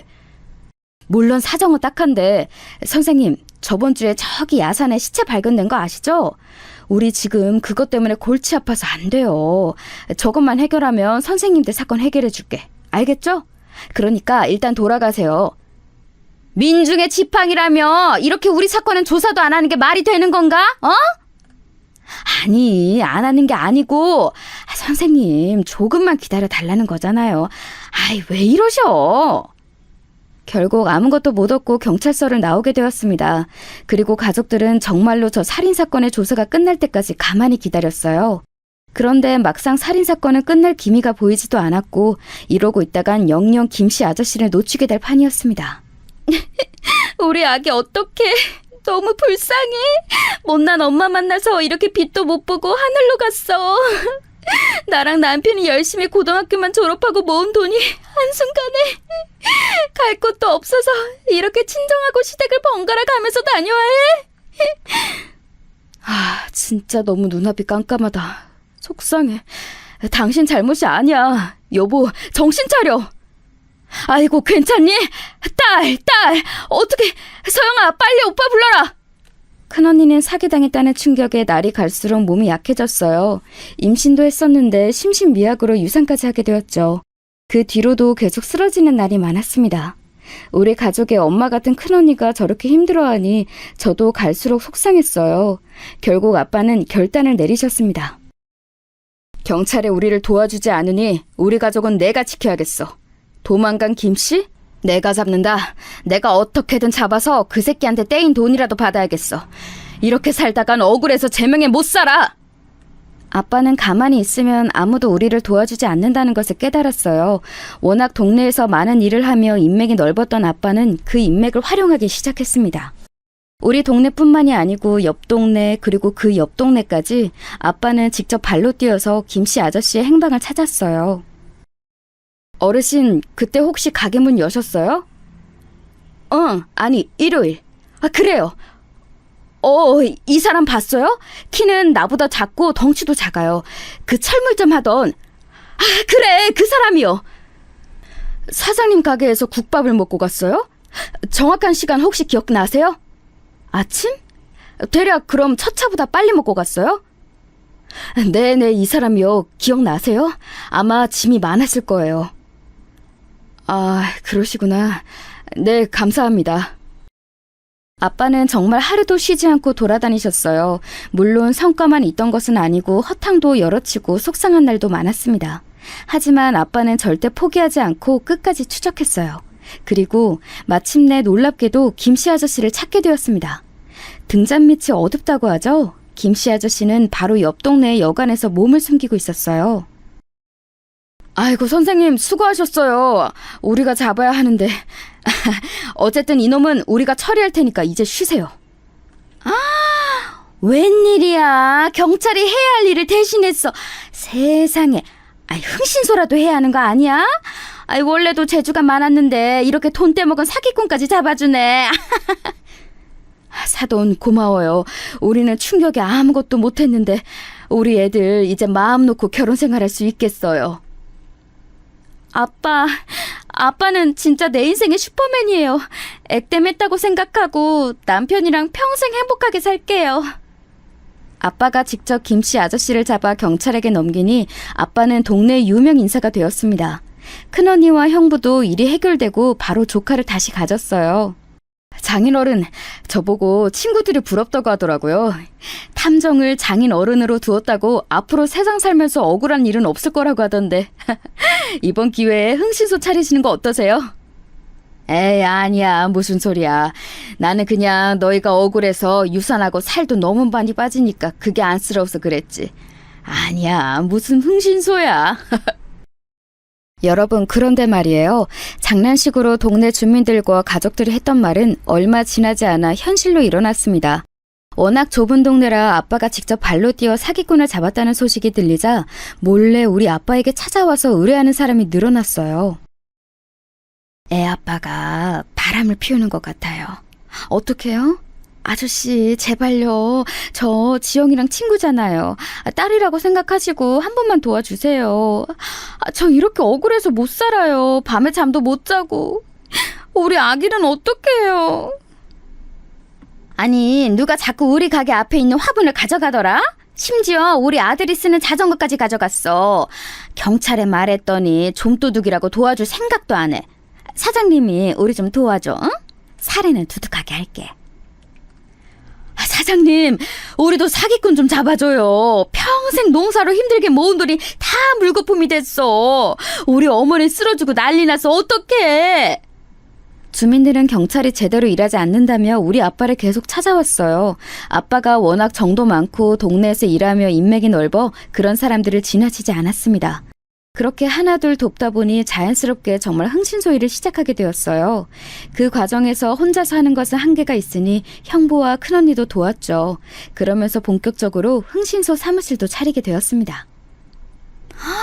웬일이야. 우리 아빠 이제 진짜 사장님이야? 평생 고생하더니 잘 됐다. 아빠, 몸으로 뛰는 건 내가 할 테니까 아빠는 장군처럼 지휘만 해요. 우리 자식들이 날 이렇게 응원해주니까 내가 더 힘이 나서 일할 수 있겠다. 너희는 걱정하지 말고 공부나 열심히 해. 지극히 평범했던, 아니 오히려 조금 가난했던 우리 가족은 그렇게 제가 고등학생 때는 동네에서 알아주는 집이 되었어요. 동네에서 유명해지자 옆 동네에서도 우리 아빠에게 의뢰하기 시작했습니다. 심지어 경찰 아저씨들과 유대감도 있어서 서로 상부상조로 일했어요. 그러면서 아빠는 제가 고등학생 때는 우리 담임선생님의 일도 해결해 주셨습니다. 서영아, 아버님한테 너무 감사하다고 전해드려. 알겠지? 선생님이 얼마나 놀랐는지 몰라. 서영이 아버님 아니었으면 된통 당할 뻔했어. 우리 서영이 오늘은 청소하지 말고 집에 가. 괜찮아. 저는 이런 아빠 덕분에 학교도 매우 편하게 다녔고 동네에서 어느 가게를 가도 저를 알아봤어요. 주민들이 호의적으로 대해주니 좋았습니다. 그렇게 저는 고등학교를 졸업하고 서울로 대학을 가게 되었어요. 언니들과 오빠는 아빠의 흥신소 일을 돕느라 고향에 남고 저만 혼자 서울로 갔습니다. 유감스럽게도 저만 공부를 잘했기 때문에 대학에 입학한 것도 저 혼자였어요. 우리 막내 너무 자랑스러워. 우리 집안에도 이렇게 머리 좋은 인재가 있다니 너무 축하해. 언니가 엄마처럼 챙겨줘서 그렇지. 나는 우리 가족들에게 사랑만 받았잖아. 너무 걱정하지 말고 나도 성인이니까 이제 내 걱정은 그만해도 돼. 우리 막내 다 컸다. 혹시라도 괴롭히는 사람 있으면 언제든지 말해. 알겠지? 우리가 무슨 일이 있어도 우리 막내 괴롭히며 지구 끝까지 찾아갈게. 아무도 안 괴롭혀. 나는 진짜 걱정하지 말고 흥신소 일이나 잘해. 그렇게 혼자 서울로 오게 된 저는 딱히 고생하지는 않았어요. 가족들이 하는 흥신소가 워낙 커서 돈을 많이 벌었거든요. 갈수록 의뢰인이 많아지며 사무실 확장 이전만 2번을 했습니다. 또 가족끼리 일하니까 더 자기 일처럼 매달려서 어떻게든 억울한 일들을 해결해줬어요. 일을 해결하며 아는 사람이 많아져서 이득을 보기도 했죠. 그래서 저는 서울에 와서 따로 아르바이트도 하지 않았어요. 아빠가 자취방도 구해주고 용돈도 두둑하게 주셨거든요. 우리 막내 엄마 없이 크느라 고생했다. 혹시라도 용돈 부족하면 언제든지 말해. 아빠가 항상 뒤에 있다는 거 잊지 마. 알겠어? 아빠, 나 지금도 또래에 비해 용돈 많이 받고 있어. 그리고 엄마 없이 자란 거 하나도 슬프지 않아. 물론 엄마의 존재가 궁금하긴 해도 언니들, 오빠랑 아빠가 얼마나 나를 많이 챙겨줬어? 나는 괜찮으니까 그런 소리 하지 마. 내 새끼 다 컸네. 우리 막내가 특히 하늘로 간 엄마를 많이 닮았어. 너를 보면 아내가 자꾸 생각나. 아빠는 예전부터 그 말하더라. 내가 그렇게 엄마를 닮았어? 어쩐지 나를 제일 예뻐하더라. 실제로 제가 엄마 사진을 봐도 저랑 많이 닮았더라고요. 덕분에 온 가족의 내리사랑을 받은 저는 대학 시절을 큰 걱정 없이 보낼 수 있었습니다. 그러면서 대학 동아리에서 어떤 남자를 한 명 알게 되었어요. 큰 키에 잘생긴 얼굴과 다정한 성격인 성민 오빠에게 저는 첫눈에 반하게 되었습니다. 오빠는 처음에는 저에게 관심이 전혀 없었어요. 하지만 끈질기게 제가 몇 번이고 쫓아다닌 끝에 결국 오빠는 저를 받아주었습니다. 오빠와 연애하며 저는 행복한 일만 있을 줄 알았어요. 그런데 그것도 역시나 제 오산이었습니다. 오빠는 제 생각보다 훨씬 잘 사는 집이었어요. 강남 한복판에 있는 고급 주택에서 살고 있었죠. 그것까진 좋았는데 문제는 오빠의 엄마였습니다. 네가 서영이니? 우리 아들 여자친구라길래 궁금했어. 외모는 나쁘지 않지만 우리 아들이 훨씬 잘생겼네. 듣기로 네가 우리 아들이 잘생겨서 따라다녔다며? 성민이가 어렸을 때부터 인기가 많았거든. 워낙 잘났잖니? 아, 네, 제가 오빠가 잘생기고 다정해서 먼저 좋아했어요. 그래, 너도 하고 다니는 거 들어보면 그렇게 못 사는 집은 아닌 것 같던데. 만약 우리 성민이랑 결혼하려면 섭섭하지 않게 준비해야 할 거야. 성민 오빠의 어머님은 아직 대학도 졸업하지 않은 저를 집으로 부르셨어요. 그것도 한 번으로 끝나는 게 아니고 여러 번 저를 부르셨습니다. 처음에는 오빠의 어머니가 저를 보고 싶어 한다는 말에 기뻤는데 점점 저도 피곤해지기 시작했어요. 어머님이 주말에 또 집에 오라고 하시던데 이렇게 거의 매주 오빠네 집에 갈 줄은 몰랐어. 우리 엄마 나쁜 사람 아니야. 그냥 서영이 네가 워낙 마음에 들으셨으니 그러는 거야. 서영이 가족들 다 지방에 있으니까 외롭잖아? 어차피 결혼하면 가족이 될 거니까 미리 점수 따는 거라고 생각해. 그래? 알겠어. 아, 우리 아빠도 오빠 보고 싶어 하던데 언제 우리 고향 내려가자. 그래, 시간 되면 같이 내려가자. 일단 이번 주말은 오빠네 집에 가는 거야. 알겠지? 그렇게 저는 결혼 얘기가 본격적으로 나오기도 전에 오빠네 집을 10번도 넘게 가게 되었습니다. 마냥 편한 것은 아니었으나 성민 오빠를 향한 제 마음이 워낙 커서 그때는 그냥 넘기게 되더라고요. 오빠의 얼굴만 봐도 좋았거든요.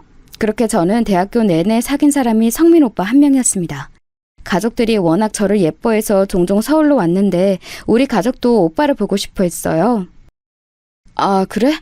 근데 내가 요즘 워낙 바빠서 다음에 오시면 볼게. 어쩔 수 없다. 그래? 저녁도 같이 못 먹어? 아빠랑 오빠가 올라오는데 내 남자친구라고 하니까 궁금해하더라. 내가 요즘 고민이 많잖아. 서영이는 오빠 이해하지? 알겠어. 내가 그럼 아빠랑 오빠한테 말할게. 걱정하지 마. 제가 오빠네 집에 자주 가는 것과 달리 오빠는 우리 가족의 얼굴을 많이 보지 않았어요. 워낙 낯을 많이 가리나 보다 생각했죠. 그렇게 저는 대학을 졸업했고 학교 주변에 있던 중견기업에 취직도 하게 되었습니다. 우리 막내 자랑스럽다. 무려 서울에 있는 대학을 나와서 취직까지 하다니. 언니는 네가 너무 자랑스러워. 동네에도 자랑을 얼마나 많이 했는지 몰라. 그래서 지금 만나는 사람하고 결혼할 거야? 아마 큰 변수가 없는 한 결혼하지 않을까? 사람은 참 괜찮아. 형제가 2명이나 있는데 이미 결혼했더라고. 성민 오빠는 위아래로 형과 남동생이 있는 삼형제의 둘째였어요. 특이한 점이 있다면 성민 오빠의 동생이 이미 결혼한 상태였다는 거였습니다. 듣기로 사고 쳐서 결혼했다고 하더라고요. 그래서 마지막 남은 성민 오빠의 결혼에 어머님이 신경을 많이 쓰고 있었죠. 이번에 우리 큰 조카 생일이거든. 서영이도 올 거지? 엄마가 벌써 기대하고 있더라. 저는 결혼 얘기가 본격적으로 나오기도 전에 오빠네 집안 행사에 많이 참여했어요. 학생 때는 시간이 많아 참석해도 괜찮았는데 문제는 제가 직장인이 된 이후였습니다. 오빠, 나 주말에는 조금 쉬고 싶어. 이번 행사는 난 빠질게. 뭐? 그러면 엄마가 섭섭해하실 텐데. 빨리 다녀와서 집에서 쉬는 건 어때? 주말에 집에서 온전하게 쉬고 싶어. 가면 또 어머님 옆에 붙어 있어야 하고. 우리 엄마가 지금 부담스럽다는 거야? 서영아, 실망이다. 나는 네가 그렇게 생각할 줄 몰랐어. 아니, 그게 아니고... 알겠어. 그럼 빨리 다녀오는 걸로 하자. 성민 오빠는 다른 점은 다 괜찮고 완벽했는데 딱 하나 문제가 있다면 바로 마마보이였어요. 다른 때는 항상 저를 먼저 생각하던 사람이 어머님이 엮이면 제가 뒷전이 되었죠. 조금 서운하기도 했지만 제가 워낙 그때는 오빠를 많이 사랑해서 참고 넘겼습니다. 그런데 문제는 어머니였어요. 서영이, 너 내가 부담스럽다고 했다며? 나는 네가 뒤에서 그럴 줄은 몰랐다. 불만이 있으면 앞에서 말하지 그랬니? 네? 아니에요. 부담스럽다는 게 아니고 저도 이제 직장인이라 집에서 쉬고 싶다는 말이었어요. 오해가 있었던 것 같아요. 죄송해요. 이런 상황이 반복되자 저는 오빠와의 결혼에 대해 다시 생각하게 되었어요. 그런데 제가 이렇게 마음이 바뀌는 것을 눈치챘는지 오빠는 그 뒤로 또 엄청나게 잘해주더라고요. 출퇴근길에 차를 끌고 저를 데리러 오고 만약 제가 야근하면 밖에서 저녁을 사주고 기분이 안 좋으면 옆에서 제 얘기를 다 들어주었어요. 지극정성으로 다정하게 대하는 오빠를 보니 저도 마음이 풀리기 시작했죠. 무엇보다 제가 가족들이 다 고향에 있으니 오빠에게 더 의지하게 되었습니다. 직장 생활을 하며 힘들었던 부분을 오빠는 다 이해해 주었거든요. 서영아, 정식으로 프로포즈 할게. 우리 결혼하자. 내가 평생 고생하지 않게 해줄게. 우리 잘 살아보자. 그리고 마침내 저는 오빠에게 결혼하자는 말을 듣게 되었습니다. 오빠네 집은 워낙 제가 자주 갔으니 괜찮았고 우리 집은 막내가 결혼한다니 큰 관심을 보였어요. 우리 막내가 드디어 결혼이라니. 우리가 그래도 명색의 흥신소 집안인데 미리 좀 뒤 좀 봐볼까? 오빠, 안 돼. 나 말 나온 김에 말할게. 절대 시댁이나 우리 남편 뒷조사하지 마. 알겠지? 나 진짜 듣기도 싫고 알고 싶지도 않아. 그래도 우리 막내 이상한 집에 시집가면 안 되는데 언니가 노파심에 걱정되어서 그래. 아니야, 진짜 알아보지 마. 내가 기분 나빠서 그래. 알겠지? 가족들은 당장이라도 남편을 포함해서 시댁 식구들의 뒷조사를 할 기세였어요. 하지만 저는 왠지 듣고 싶지 않더라고요. 그래서 아예 대놓고 그런 짓을 하지 말라고 말했죠. 워낙 결혼 전부터 시댁에 자주 갔던 저는 결혼 준비가 수월할 줄 알았습니다. 예비 시어머니와 한두 번 대화를 한 게 아니었으니까요. 그런데 본격적으로 결혼 준비를 하며 얼마나 힘들었는지 몰라요. 시어머니는 예전에도 그랬지만 아들 자랑이 매우 심하셨어요. 우리 성민이가 어릴 때부터 인기가 많았어. 그런데 공부까지 잘하니까 얼마나 완벽하니? 내가 동네에서 우리 아들 덕분에 기가 살았잖아. 서영이, 너는 시골 출신이란 모르겠지만 이 동네가 얼마나 치열한지 알아? 그래도 우리 아들이 워낙 잘나서 다행이었지. 거짓말하지 않고 저는 시어머니 아들 자랑을 3시간이나 들었던 적도 있어요. 시아버지가 될 분은 아주 과묵하고 말이 없던 분이셨어요. 제가 집에 갈 때마다 없으셨는데 어쩌다 마주쳐도 말없이 저를 응시할 뿐이셨습니다. 결혼 준비하며 남편의 형과 동생을 만나기도 했어요. 재주씨가 워낙 똑똑하고 야무지니까 큰 문제는 없을 것 같아요. 우리 이제 자주 얼굴도 보고 서로 집에도 놀러가고 그렇게 합시다. 네, 저도 잘 부탁드려요. 부족하지만 제가 많이 노력할게요. 드디어 우리 삼형제가 다 결혼하네요. 우리 엄마 외로워서 어떡해?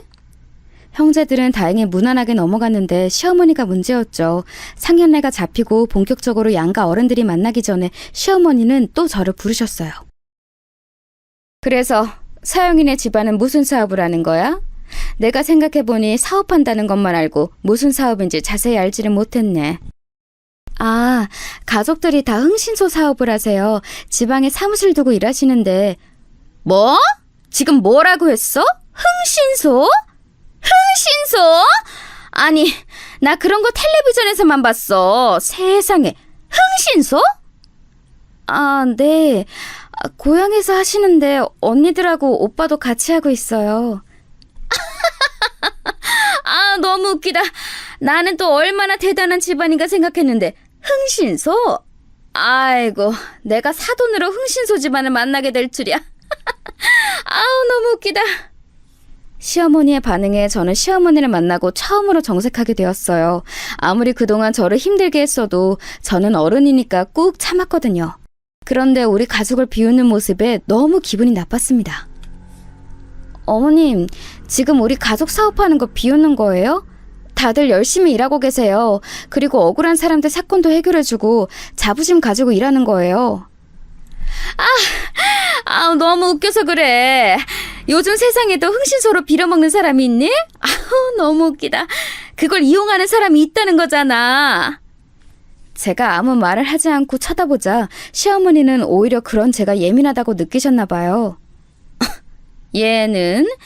그렇다고 너는 시어머니 될 사람을 그렇게 쳐다보면 어떡하니? 어른 앞에서 그래도 되는 거야?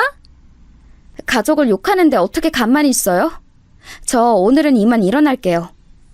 저는 뒤도 돌아보지 않고 시댁을 나왔어요. 그리고 성민 오빠에게 있었던 일을 얘기했습니다.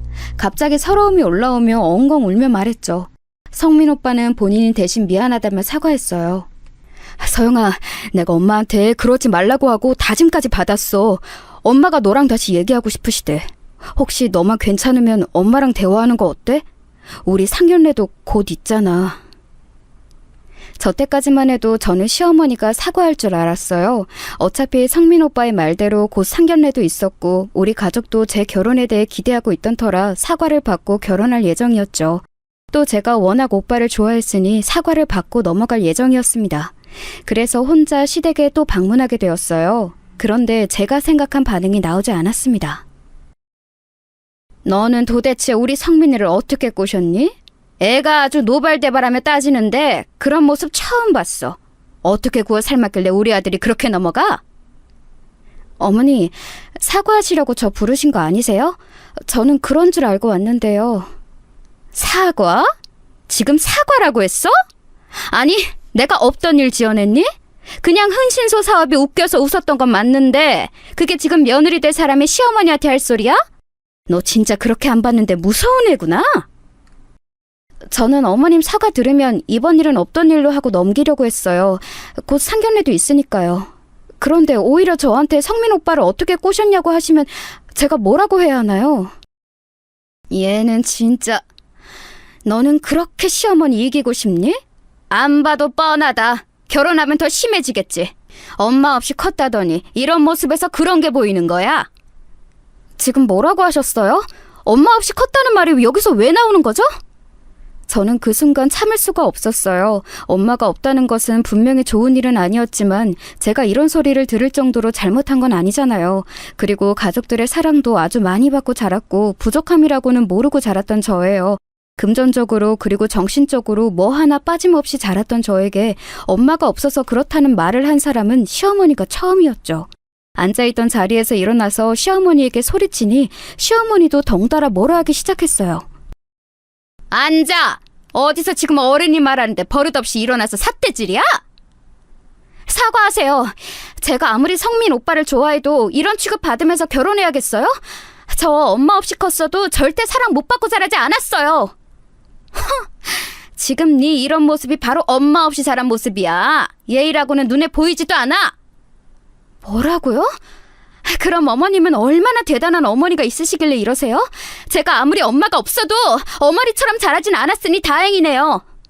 그 순간이었어요. 갑자기 눈앞에 별이 보이더라고요. 처음엔 무슨 일이 일어난 건지 이해하지 못했습니다. 그런데 몇 초 뒤에 깨달았어요. 바로 시어머니가 제 뺨을 때린 거였어요. 소파에 넘어진 저는 순간 서러움이 확 몰려왔습니다. 남에게 폭언을 들은 것도 처음인데 뺨을 맞은 것도 처음이었죠. 제가 이런 취급을 당하려고 우리 가족이 그렇게 애지중지 키운 건 아니잖아요.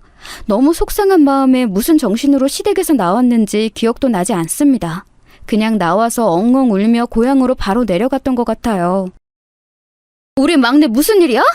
갑자기 말도 없이 왜 온 거야? 어? 무슨 일 있었어? 언니, 오빠, 아빠, 나 너무 속상해. 나 결혼 안 할래. 그동안 가족들이 걱정할까봐 말도 못했어. 나 이런 집안에 시집 못 가.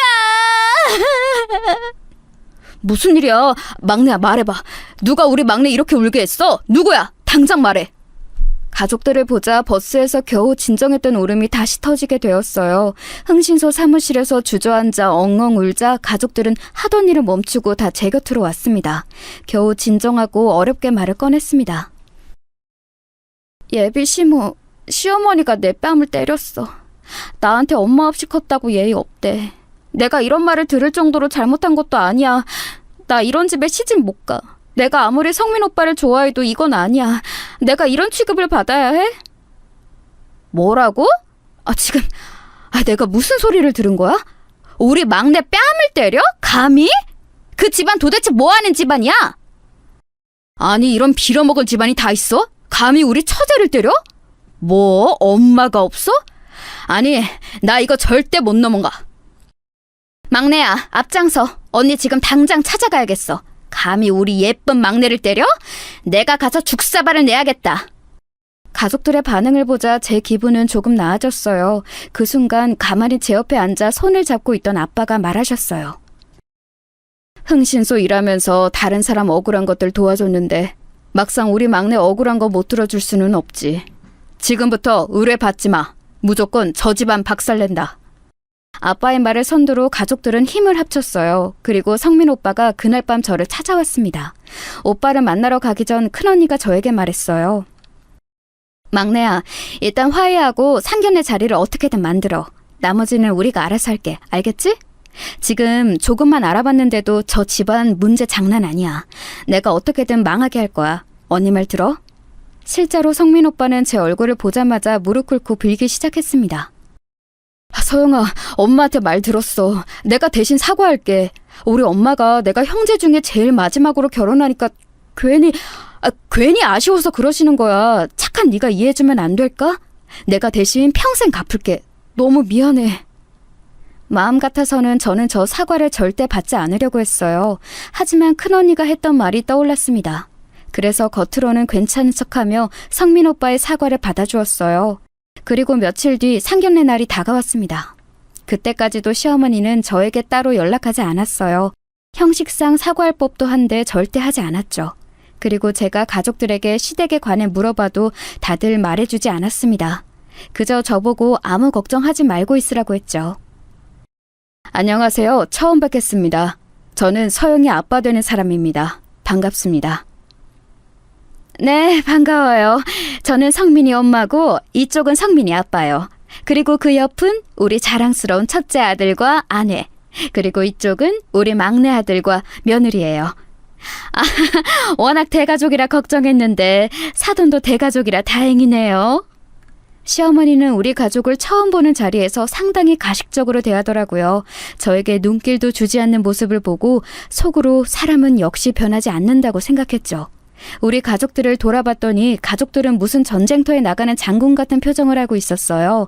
전날부터 그렇게 가족 회의를 하더니 도대체 무슨 말을 할지 저도 모르고 있었습니다. 시간이 조금 지나자 시어머니는 역시나 아들 자랑을 마구하기 시작했어요. 우리 아들이 그렇게 공부를 잘하고 잘생겨서 인기가 많아요. 지금도 저한테 얼마나 선자리가 많이 들어오는지 몰라요. 서영이는 진짜 복 받았죠. 우리 아들 같은 사람 찾기 힘들 텐데. 엄마, 그만해요.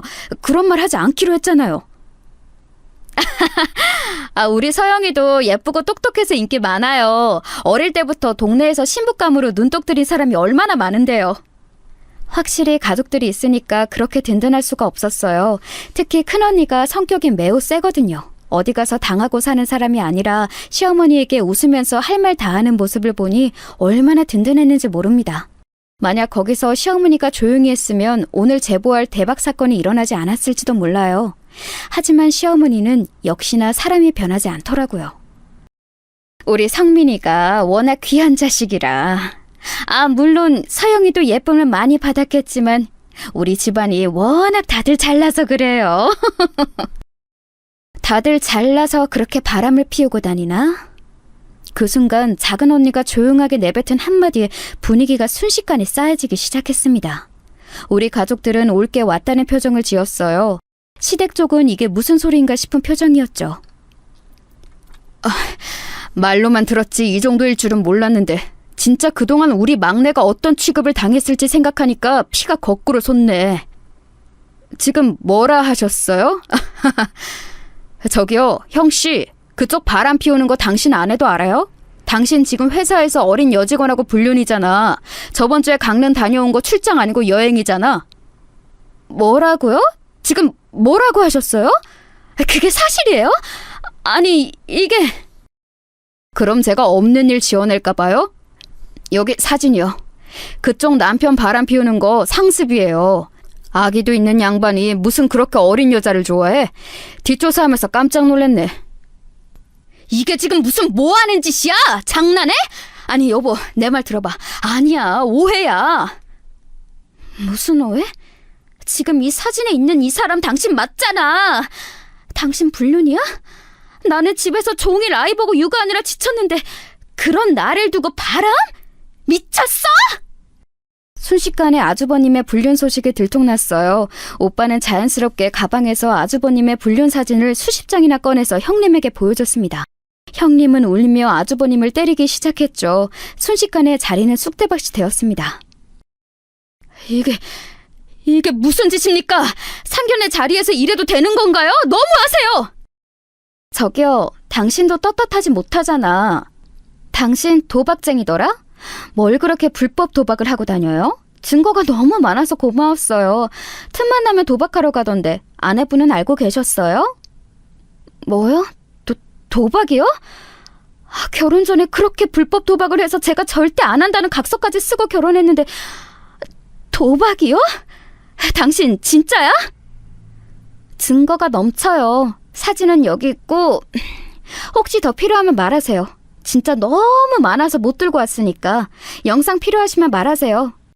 그리고 또 말하자면 도박도 하고 룸살롱도 그렇게 가던데 알고 계셨나요?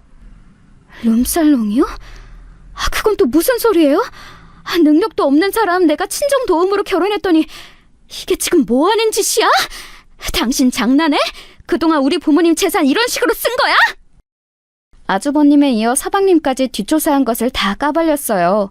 시어머니는 아무 말도 못하고 얼굴이 하얗게 질린 채로 있더라고요.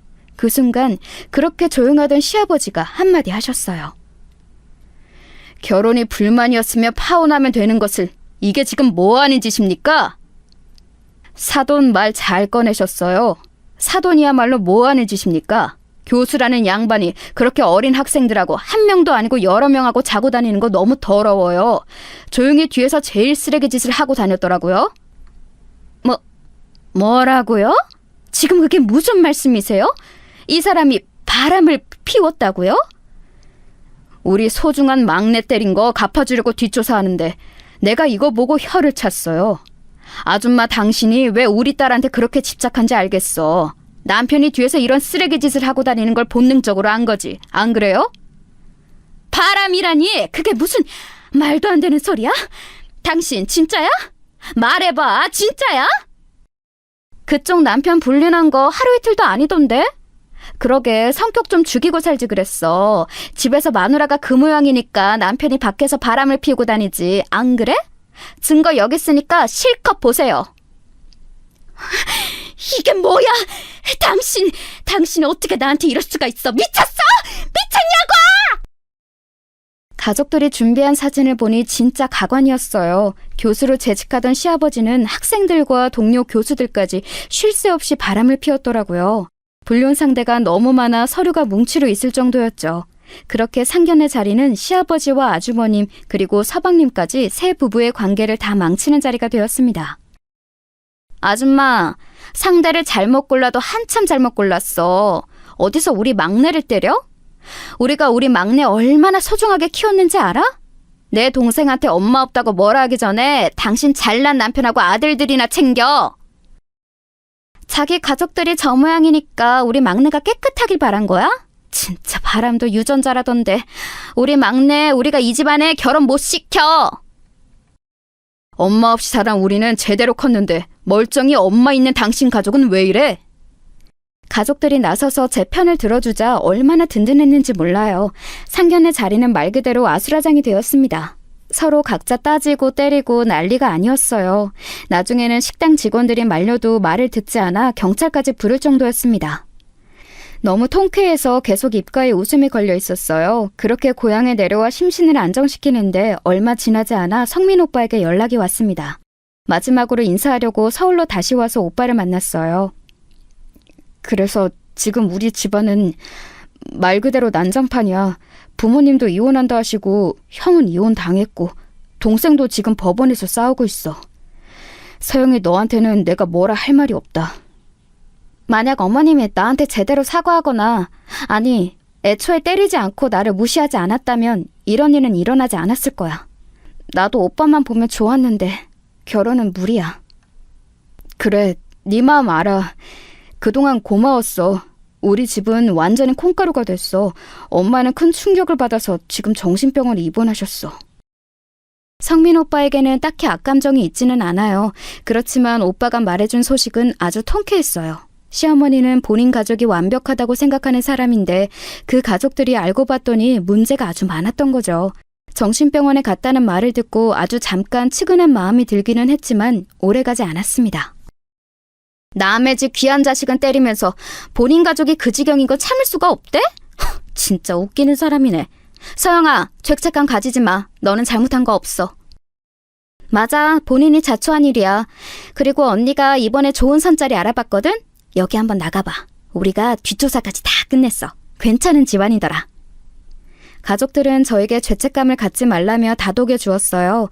그리고 실제로 언니들은 그 뒤로 본인들이 알아본 선자리를 마련해 주었습니다. 그리고 저는 거기서 지금 남편을 만나게 되었어요.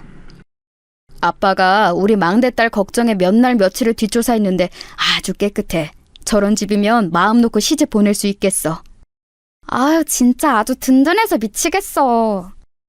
살면서 억울한 일 생기면 꼭 말해. 알겠지? 우리 막내 괴롭히면 우리가 지구 끝까지 가서 배로 갚아줄 거야. 언니의 말대로 저는 그 뒤로도 살면서 억울한 일이 생기면 경찰이 아니고 친정에 말하고 있어요.